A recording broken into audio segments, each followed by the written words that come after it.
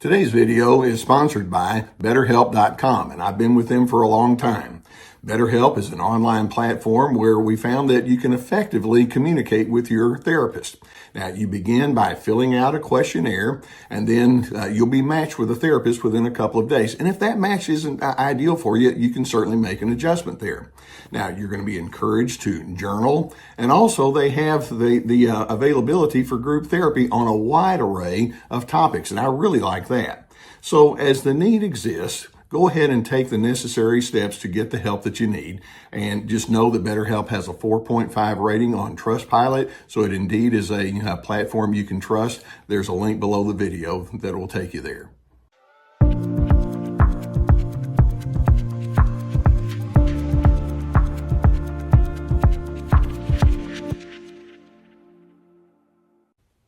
Hi, Team Healthy. Glad to have you back for another episode of Unbound. My trusted guard dog here, Gus. We've got some interesting stuff we're going to get into today. If anything happens of a negative nature, Gus is going to be there to help us out, you know. But other than that, he's kind of relaxed as a guard dog.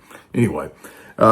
Today we've got a really interesting set of comments and questions that we have. Keep in mind that our Unbound series is such that I take the questions and comments, and then it allows me to know where you're coming from. I wonder how many of you have had a situation where you think you thought to yourself, you know, that narcissistic person in my life treats me like dirt, and yet there are other times when they can treat other individuals like kings and queens. What's going on? What gives? There's such contradictions in terms of the way that they engage with people, and I seem to be on the low end of the contradictory kind of stuff. What am I to make of that? So I want to dive right in, and we've got two different scenarios here that I want to zero in on, and then one just kind of a summary question that we're going to use so that we can wrap this all up. And again, thank you for sending in your questions and comments. If you want to, you go ahead and put them in put yours in the comment section below, and we'll take off and go for other kind of episodes here. Okay, the first person here says, I'm trying to get a handle on my father. At home, he was very stern, and I never heard him say, I love you, not once. He was easily angered, and my sister and I learned to avoid him most of the time. Yet, he belonged to an organization that fed homeless people, and he was consistent week after week in getting food to those in need.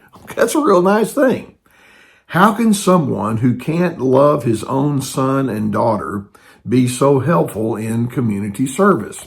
Okay, and that's kind of intriguing, because we often think of the narcissist as being categorically awful and terrible across the board. Nothing good comes from them, at least with some of the comments that people make. You would think that's the way it works out. But not necessarily. Here you got a guy that says, well, we have homeless people in the town where I live, and we need to take care of them. And when this guy says week after week, it says, well, apparently this is something that's a very steady and consistent part of his schedule. Good for you. I think that's wonderful. We do need to take care of people in need.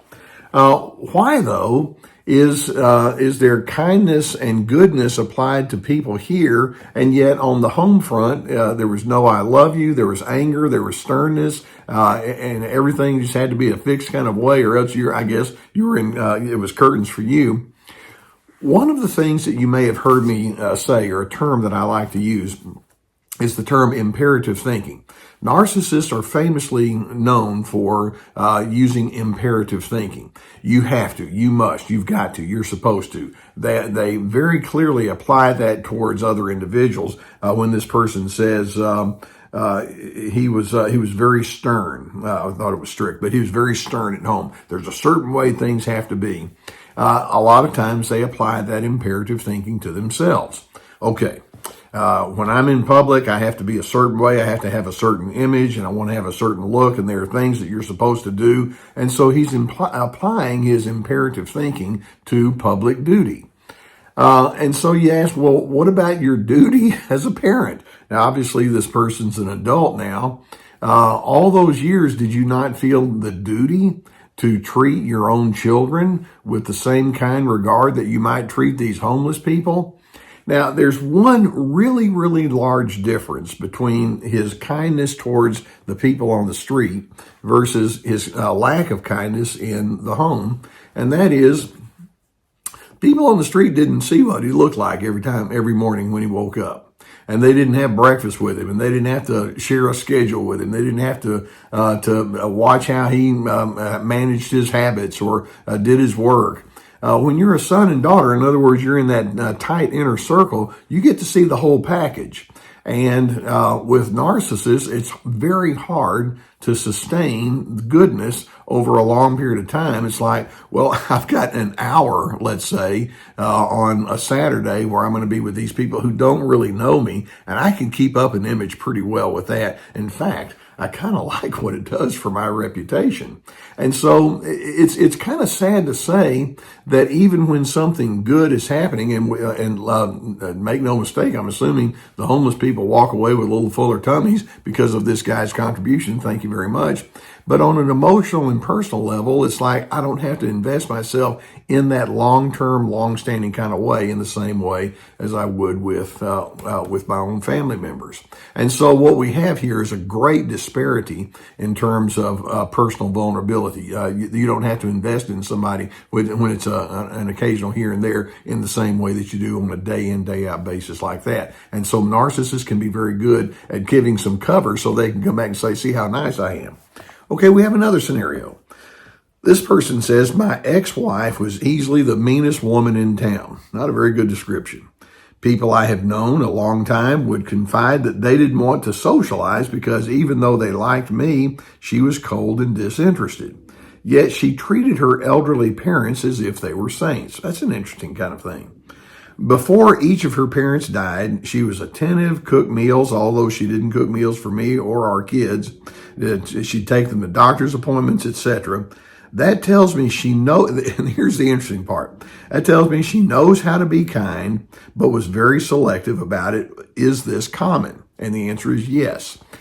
Narcissists operate with a strong, judgmental, comparative kind of system. Okay, I choose you, I select you to be in my club. No, you don't measure up. And apparently, with this husband, and I don't know where the kids are in this, and apparently friends, etc., or social people, she decided, I don't feel the need to invest in you. You don't measure up. Now, mom and dad, they do measure up, and that leads me to wonder, what kind of impression did she have of them? The first thing that comes to my mind is, was she the golden child? And so was she treated in a very high and lofty kind of way, or perhaps pampered by mother and father in ways that nobody else would want to do? So it's like, okay, I'll go after that. Or a second thought that comes to my mind is, in the parent's frailty, did that allow this adult daughter to have a higher level of control? It's like, well, I can't control my ex, or I can't control the social around here, but they need me and they need my services. I can control them. And so that gives me a sense of power. And do you go after it because of that? Or was it such that when she was a child growing up, was she a mini me of the parents, and now is that kind of theme taking over? Well, I was trained to be very much in your mindset, and so even as you get older, then I'm going to still remember that and be that. I mean, there are multiple kind of things that can be going on, and one of the problems that we have with narcissists is they're going to be kind and and friendly, like this first one or this one with the parents, if it's going to suit their purpose. If there's discomfort, if there's complexity, if there's diversion, if there are multiple problems that might be there that they have to wrestle with on an ongoing basis, it's like, not interested. And you can see that even though there's kindness and goodness, it's not of a deeply personal nature. There's not the full measure of emotional connection that you might see, especially when tension and conflict comes along. Let's keep in mind that you really know the mind of a person by observing not themselves, not when everything is going well, but by observing how they manage conflict. And in both of these scenarios that we have here, The narcissist is very careful in crafting a situation where I'm in charge, I'm the good person here, I'm the hero, I'm the one riding in on the white steed, etc. And then when it comes to the personal side, it's like, oh, that's a whole different, that's a horse, if you will, of a different color. And I don't know that I want to go into that. So this takes us to the summarization question. This next person asks, when narcissists are friendly, is it always fake or can it be real? Okay, that's kind of what we're dealing with in these situations. So with a narcissist being friendly, being helpful, being kind, is it phony baloney or is it the real deal? Well, in the moment, it can seem real, okay? When we say, is it always fake? Well, always is a pretty strong word. But let's understand that even as narcissists might be friendly or kind or helpful, they're doing it inside the context of their structure of their personality. And the personality overall with narcissism, it's defined by selfishness, a high need for control, an attitude of entitlement, a need to be superior, a lack of empathy, etc. Whenever goodness and all is there, there's still this undertow of these other characteristics that are going to take over, which then kind of taints the legitimacy of the goodness and the kindness there. It's kind of like, yeah, I get some gold coming back when I'm nice to these elderly parents who have no one else but me to take care of them, or these homeless people where they're going to be thankful for a peanut butter sandwich. Thank you. So I have a certain amount of control, but I don't have to have the vulnerability of me having to say, I have problems myself. I've got my own mistakes I have to come to terms with. And when they get to the place of having to do that, it's like, no, I don't do that. And so in a marriage or in family situations like these first two scenarios show, it's like, no, that the harder relationships are something I can't do. I do stuff where I'm in charge and I get to pretty much set up the conclusions. So the contradictions are there, but once you see it, you can realize, well, unfortunately, there's so much posturing that can be going on there that I don't see it as being 100% trustworthy. Okay, that's pretty sad, isn't it? Let the kindness be what it is, but then know your position. And then when you see the big picture, make your determinations on the larger picture of what you know. So all this gives you a little bit of insight or clarity with respect to what you might be dealing with. I'm sure you have some similarities in your own personal life. If you haven't already hit that subscribe button, go ahead and do so. In the Unbound series, what I do is, like I say, I take the questions and comments from you, and so if you have any, go ahead and put them under the surface. I appreciate you allowing me to be on your journey with you. Go ahead and hit that subscribe button. Now, you know that many times when you're in situations like this, I encourage you to seek therapy if that would be warranted. I've been sponsored for years by the people at BetterHelp.com. There's a link below the video. You saw in the little intro that we have that I've been sponsored with them by them for years. If the need is there and if you need somebody to help you sift it out, go through the link and get the assistance that you would need. I'm a huge believer in therapy. I think you pretty much know that. I gave my entire career to that. Now, also, I invite you to go to my website. We have lots of resources on there, and I know I push them here because I want them to be something that would be beneficial to you. It's my life's work, and so I've got courses, online courses that can be there that be helpful for you. It's called Anger Games, and This Is Me, which is about boundaries, free to be, finding yourself despite the controllers, Ready, Set, Connect, about having healthy connections, and then also have webinars or 90-minute PowerPoint presentations that remain available, as well as my articles, my books, and I do all of that because it's my profession. It's what I do, and I hope that you would find them to be beneficial.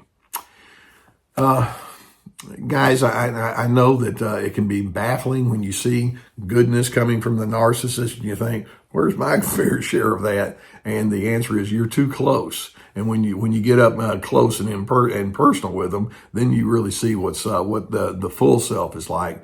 And their goodness can only be sustained as long as they're in total charge, and as long as they get some sort of real positive kudos out of it. That's pretty much it. And so, unfortunately, there tends to be a lot of posturing that goes on. Remember that. But then also, I'm hoping that as you pursue kindness, it can be a good reminder for you. I want mine to be the real deal. That's who I am. That's what I stand for.